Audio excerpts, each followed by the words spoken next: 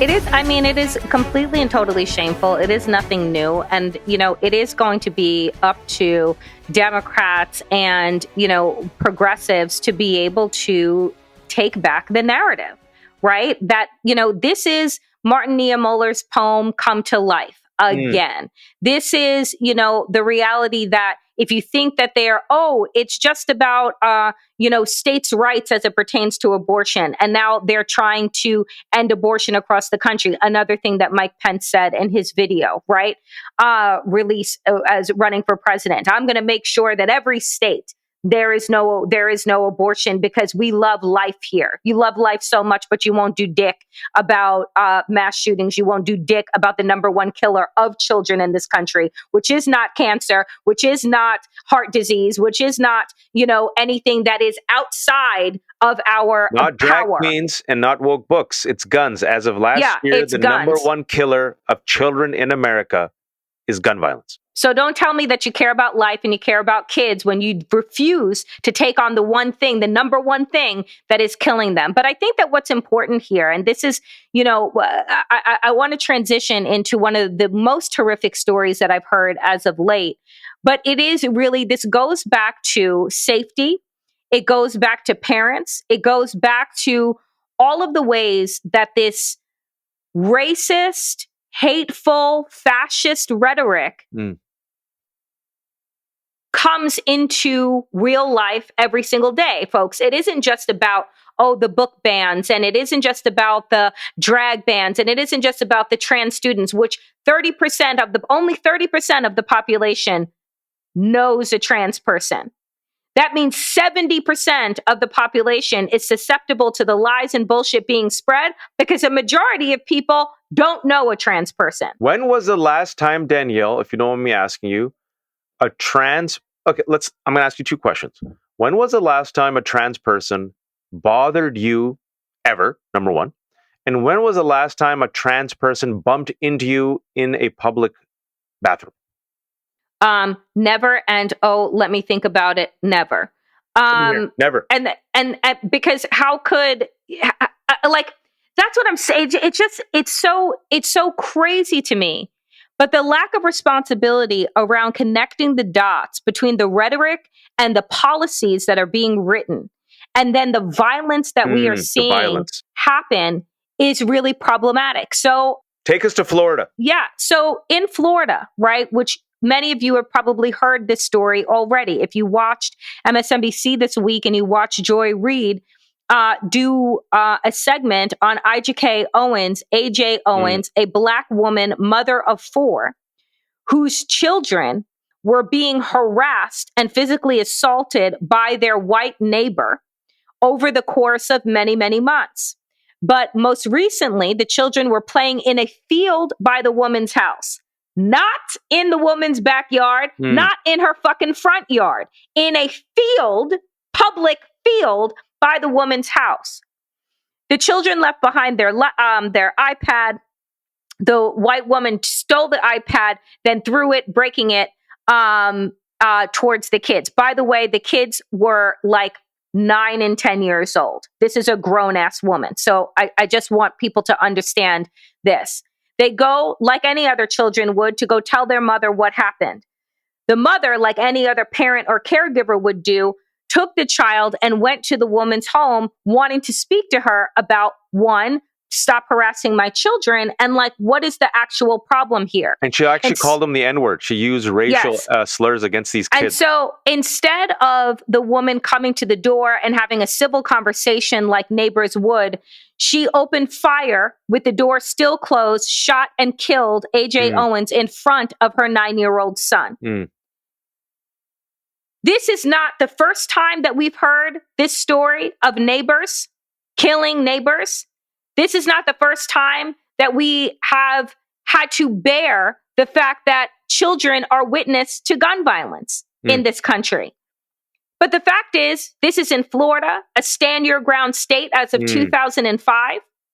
The reason why the woman was not arrested immediately is because stand your ground puts the burden of proof on police to figure out whether or not the person who did the shooting was actually standing their ground and had the ability to use force, because that's what that law states, that you can meet force with force. Mm-hmm. When did knocking on your neighbor's door become force? Right? When did asking your neighbor not to harass your children become a threatening act? And so now, after several days and lawyers getting involved and the public getting involved in this becoming a national headline, the woman has since, I believe her name is Susan Louise Lawrence, has been arrested. She's been charged with manslaughter and several other crimes. And is 58 years old, and it's finally been picked up off the street. But is that going to bring back A.J. Owens, this black woman? No, it is not. But this is a state where Ron DeSantis has told us that woke goes to die, aka where black and brown people go to die if white people are uncomfortable with their mere presence. And also, let's remind folks that the NAACP and also, I think, Human Rights Watch, Human Rights Campaign, did an advisory warning folks, black folks and LGBTQ folks, from going to Florida. And I'll also like to add, when it comes to stand your ground, I want to remind folks that the man who choked the black man to death on the subway is seen as a hero. Ron DeSantis praised him. The white men who lynched and killed Ahmaud Arbery for literally running in his neighborhood were initially out and free. And they thought the video would actually exonerate them. But due to the outrage, that's what finally got the prosecution and them to get convicted.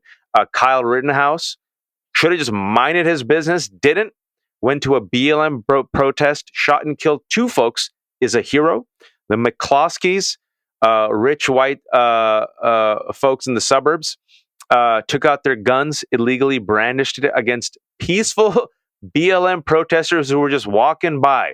They were given prime real estate at the 2020 RNC, folks, and that guy McCloskey ran for office and thankfully lost. And we've seen in the past, I think just the month, the black kid who made the mistake of accidentally ringing the doorbell in the wrong house. He had no idea. The dude shot at him. All right. The woman who accidentally drove her car and U-turn. Did in the upstate U-turn. New York. Shot at Breonna Taylor, who made the mistake of sleeping while black. Shot and killed. So stand your ground historically in America has meant if Whitey doesn't like you, if you blink at Whitey the wrong way, if you don't tip your hat, if you whistle or allegedly whistle at a white woman, your life is forfeit. That's what happened to Emmett Till. And now it's expanded beyond just black lives. It also was indigenous lives, Native Americans, Chinese, Japanese. And back in the day, it was the Irish folks. For those who are Irish and white, you weren't considered white in this country. If you're listening and you're Italian and white, you were not considered white. If you're Jewish, you are not considered white. If you see the dots being connected, it's anybody and everybody who does not ascribe to white Christian supremacy, including white folks, Danielle, including Mike Pence. So if you're white listening to this, your white skin will not protect you unless you go along with the fascist ticket all the way in. And so I want to just bring back things full circle. These issues that you think do not affect you, trans kids being affected, black women being affected, right? That doesn't bother me. I'm not trans. I'm not black. Who cares? They're coming after you. Climate change, who cares? I don't live in New York. We breathe the same air. We live in the same earth. We are all connected. So you better stand up, because right now they're going after the Native Americans, the undocumented, black women, and trans kids. They're going to go after you if Republicans win in 2024. And at the very least, me and Danielle were here trying to sound the alarm and warn you like Paul Revere. But because we ain't white, we wouldn't be given a hero's welcome. They'd shoot us off the damn horse.